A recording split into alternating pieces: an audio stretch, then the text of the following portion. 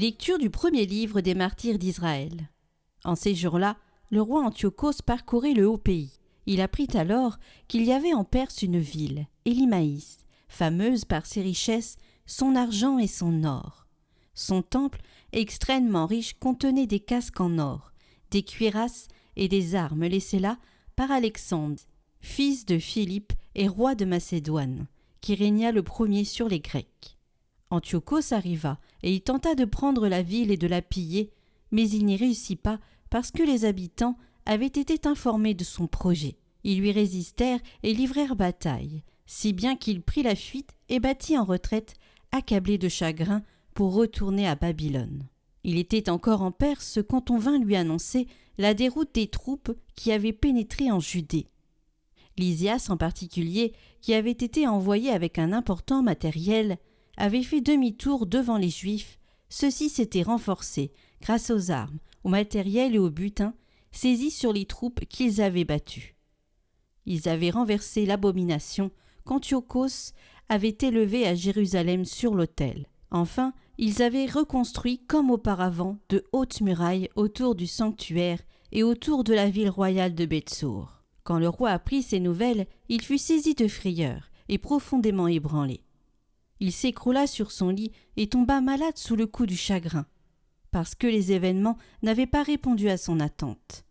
Il resta ainsi pendant plusieurs jours, car son profond chagrin se renouvelait sans cesse. Lorsqu'il se rendit compte qu'il allait mourir, il appela tous ses amis et leur dit : « Le sommeil s'est éloigné de mes yeux, l'inquiétude accable mon cœur, et je me dis : dans quel abîme suis-je plongé maintenant ? J'étais bon et aimé au temps de ma puissance. Mais maintenant je me rappelle le mal que j'ai fait à Jérusalem. Tous les objets d'argent et d'or qui s'y trouvaient, je les ai pris. J'ai fait exterminer les habitants de la Judée sans aucun motif. Je reconnais que tous mes malheurs viennent de là, et voici que je meurs dans un profond chagrin sur une terre étrangère. »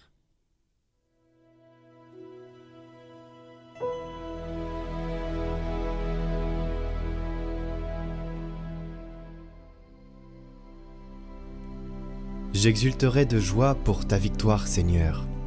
De tout mon cœur, Seigneur, je rendrai grâce.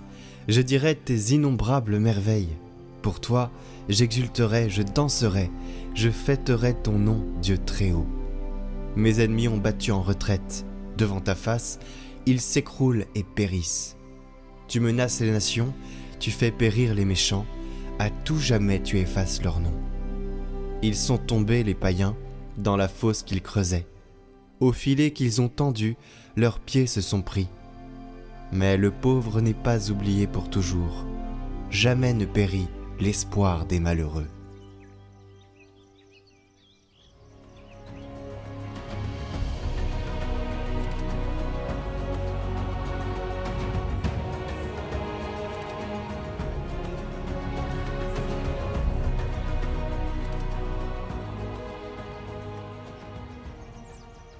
Évangile de Jésus-Christ selon saint Luc. En ce temps-là, quelques Sadducéens, ceux qui soutiennent qu'il n'y a pas de résurrection, s'approchèrent de Jésus et l'interrogèrent. « Maître, Moïse nous a prescrit, si un homme a un frère qui meurt en laissant une épouse mais pas d'enfant, il doit épouser la veuve pour susciter une descendance à son frère. Or, il y avait 7 frères. Le premier se maria et mourut sans enfant. De même le deuxième, puis le troisième épousèrent la veuve, et ainsi tous les 7. Ils moururent sans laisser d'enfants. Finalement, la femme mourut aussi. Eh bien, à la résurrection, cette femme-là, duquel d'entre eux sera-t-elle l'épouse, puisque les 7 l'ont eue pour épouse ? » Jésus leur répondit : « Les enfants de ce monde prennent femme et mari. Mais ceux qui ont été jugés dignes d'avoir part au monde à venir et à la résurrection d'entre les morts ne prennent ni femme, ni mari, car ils ne peuvent plus mourir. Ils sont semblables aux anges. Ils sont enfants de Dieu et enfants de la résurrection.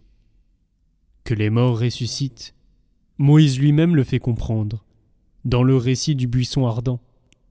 Quand il appelle le Seigneur, le Dieu d'Abraham, Dieu d'Isaac, Dieu de Jacob. Il n'est pas le Dieu des morts, mais des vivants. Tous, en effet, vivent pour lui. Alors certains scribes prirent la parole pour dire « Maître, tu as bien parlé », et ils n'osaient plus l'interroger sur quoi que ce soit.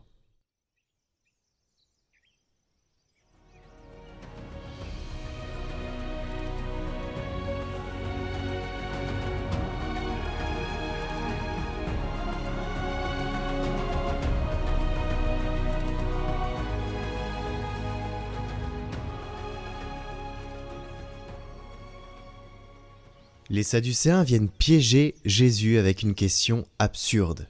Une femme qui a eu 7 maris, à qui appartiendra-t-elle au ciel ? Derrière cette provocation, il y a leur refus de croire à la résurrection. Jésus ne tombe pas dans le piège, il révèle une vérité beaucoup plus profonde. Dans le royaume de Dieu, il n'y a plus de possession, ni de lien d'exclusivité. Non parce que l'amour disparaît, mais parce qu'il s'accomplit. L'amour humain trouve là sa plénitude. Il n'est plus replié sur 2 personnes, mais ouvert sur tous en Dieu. Le mariage terrestre, signe d'union et de fécondité, prépare à cet amour céleste qui ne connaît plus la mort. Jésus ne méprise pas le mariage, il le dépasse. Il en montre le but ultime, qui est la communion parfaite avec Dieu, source de tout amour.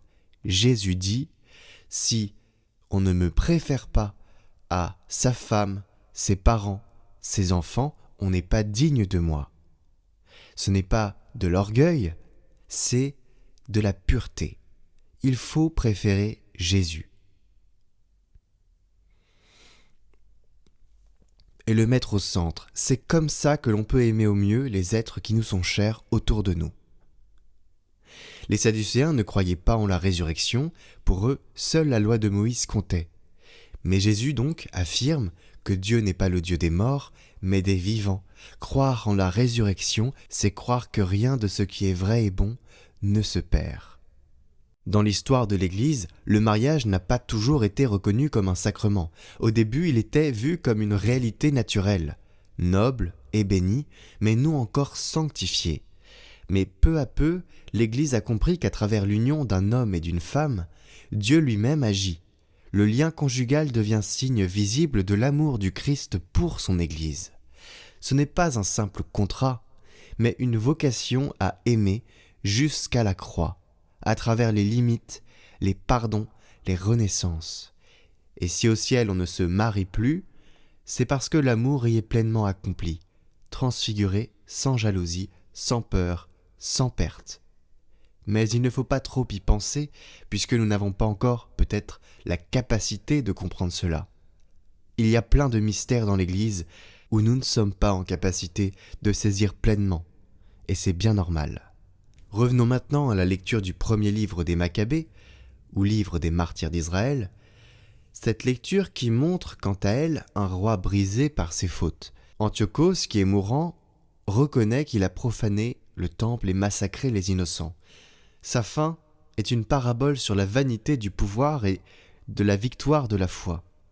Lui qui avait voulu tout posséder, finit seul et désespéré. Les Maccabées, eux, ont tout perdu, mais ont gardé la vie éternelle. C'est la logique du royaume. Ceux qui donnent leur vie la trouvent. Alors peut-être qu'aujourd'hui on peut se positionner. Est-ce que Dieu est au centre de nos vies ou est-ce que c'est une personne ? Il y a une phrase dans la Bible qui dit « Malheur à ceux qui mettent leur foi dans un homme ». Et donc, Dieu doit avoir la première place. C'est comme ça que l'on peut dignement aimer ceux qui nous entourent. Et de la même manière que le roi Antiochos a voulu tout posséder, la possession, la volonté de cette possession, c'est la convoitise, et la convoitise est une porte qui entraîne tous les autres péchés en chaîne, qui se justifient les uns les autres comme une chaîne infectée. Dieu au centre, qui règne en nous, c'est le signe du Christ, roi de l'univers, que nous fêterons demain. Et enfin, en ce jour, l'Église célèbre Sainte Cécile. C'est une vierge et martyre de Rome, patronne des musiciens, mariée contre son gré. Elle fit de son mariage un acte de foi, dans le silence de son cœur, elle offrit sa virginité au Christ et convertit son époux Valérien. Elle fut mise à mort pour avoir refusé de renier sa foi, mais elle mourut en chantant Dieu. C'est pourquoi on la présente avec un orgue ou un instrument. Sa vie rappelle que la vraie musique est celle d'une âme accordée à la volonté de Dieu. Nous sommes tentés parfois de faire du boudin avec Dieu, avec Jésus. Donc de ne plus aller à la messe, ou de ne plus prendre l'Eucharistie, ou de ne plus louer le Seigneur, ou de le bouder vraiment comme un enfant. Eh bien, là, Sainte Cécile nous apprend que même lors des épreuves, il faut louer le Seigneur, le mettre au centre. Alors demandons-lui de l'aide en ce sens. Sainte Cécile, priez pour nous. Exultez de joie, peuple de la terre, la mort est vaincue, le Christ est vivant. Exultez de joie, peuple de la terre, la mort est vaincue, le Christ est vivant. Le soir rempli d'allégresse, les déserts arides, que la steppe exulte et fleurisse, qu'elle se trouve de fleurs. Exultez de joie, peuple de la terre, la mort est vaincue, le Christ est vivant. Exultez de joie, peuple de la terre, la mort est vaincue, le Christ est vivant. Allez, annoncez aux nations, votre Seigneur est vainqueur. Fortifiez les mains affaiblies, les genoux du chanceur. Exultez de joie, peuple de la terre, la mort est vaincue, le Christ est vivant.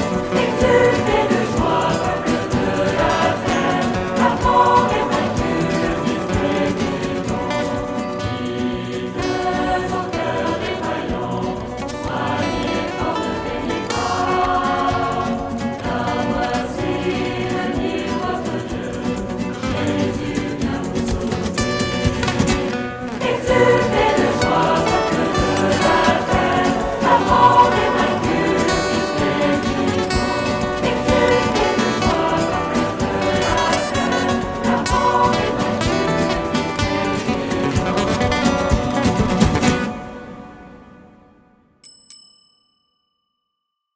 Chers amis, connaissez-vous l'histoire de Jeanne d'Arc ? Probablement, mais savez-vous qu'elle avait un étendard avec le Christ roi dessus ?